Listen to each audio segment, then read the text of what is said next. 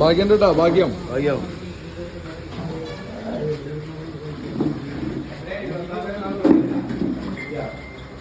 എന്താ കഴിക്കാൻ എന്താ? ചിലർക്ക് മുട്ട, മറ്റു ചിലർക്ക് ഇഡ്ഡലി, ചട്നി, സാമ്പാർ. ഈ പൊറോട്ട ബീഫ് പോലെ തന്നെ അല്ലേ കടിക്ക് ഇഡ്ഡലിയും ചട്നിയും കാലങ്ങളായിട്ട് അല്ലേ രുചിയൂർന്നൊരു അല്ലത് മലയാളികൾ മാത്രമല്ല അല്ലേ. ബീഫും പൊറോട്ടയും മലയാളികൾ മാത്രമാണ്.